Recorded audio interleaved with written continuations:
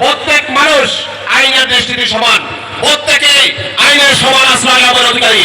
কিন্তু যখন মানুষের এই অন্যায় অত্যাচার সমাজে যখন সাম্য মানবিক মর্যাদা সামাজিক ন্যায় বিচার যখন প্রতিষ্ঠিত হয় নাই, ঠিক তখন আপনাদের কর্মদক্ষতার কারণে এই ইসলামী আন্দোলন দলটি আজকে বাংলাদেশের ভিতরে উল্লেখযোগ্য দলে পরিণত হয়েছে। শুধু তাই নয়, আপনাদের মনে রাখতে হবে 2 নম্বর জমিনে 1 নম্বর ফসলের আশা করা যায় না, 2 নম্বর ওস্তাদের কাছে 1 নম্বর শিষ্যের আশা করা যায় না, 2 নম্বর ওস্তাদের কাছে 1 নম্বর শিষ্যের আশা করা যায় না। এই দেশে ইসলামী আইন বাস্তবায়ন করতে হলে, এদেশে সাম্য সামাজিক মর্যাদা প্রতিষ্ঠা করতে হলে, আমার মানব আইন মুলকার প্রতিষ্ঠা করতে হলে ইসলামী আন্দোলনকে ক্ষমতায় আনতে হবে।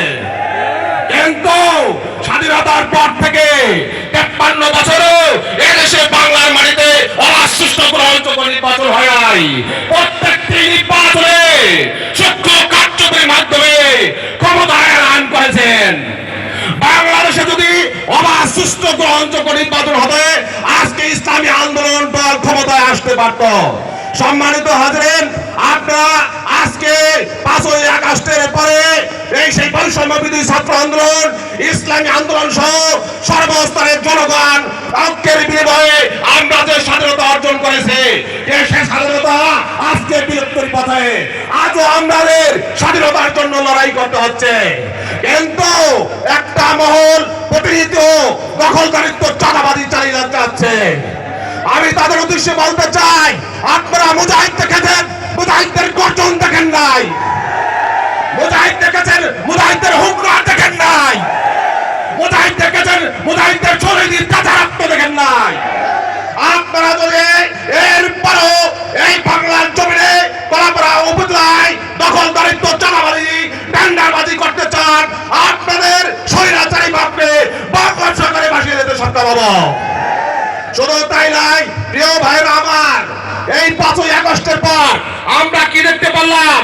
একটি দল বিভিন্ন ক্ষেত্রে স্কুল, কলেজ, মাদ্রাসায় ম্যানেজিং কমিটি নির্বাচনে অন্যায়ভাবে তারা দখল করছে।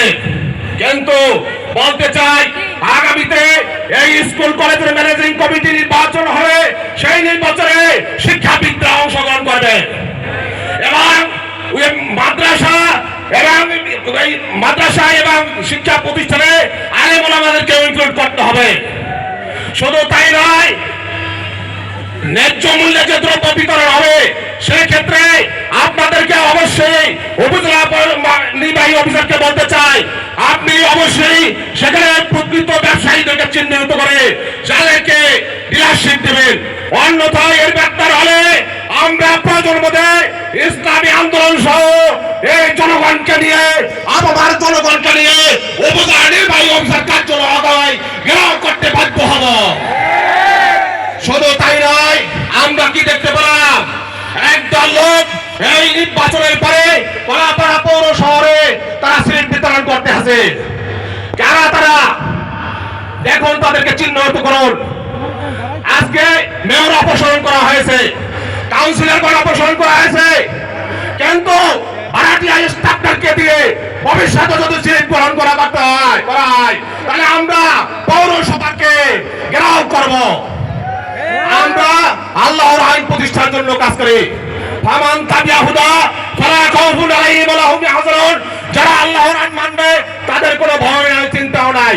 অতএব আমরা যদি প্রয়োজন হয় রক্ত দেবো, প্রয়োজন হয় শহীদ হতে হব, তবু এই অন্যায় অত্যাচার জুলুমকে আমরা বাতিলকে আমরা প্রতিষ্ঠা করব। পরিশেষে আগামী নির্বাচনে পিআর পদ্ধতিতে নির্বাচনের মাধ্যমে, এই নির্বাচনের মাধ্যমে কলাপাড়া উপজেলায় আমরা হাত পাখাকে বিজয় দেখতে চাই। কারা কারা হাত পাখার বিজয় দেখতে চান?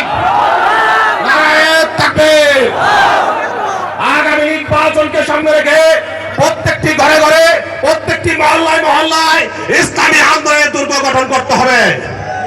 সকলকে অসংখ্য ধন্যবাদ জানিয়ে আমার সংক্ষিপ্ত আলোচনা শেষ করেছি। ওয়া আখিরু দাওয়ানা আলহামদুলিল্লাহি রাব্বিল আলামিন।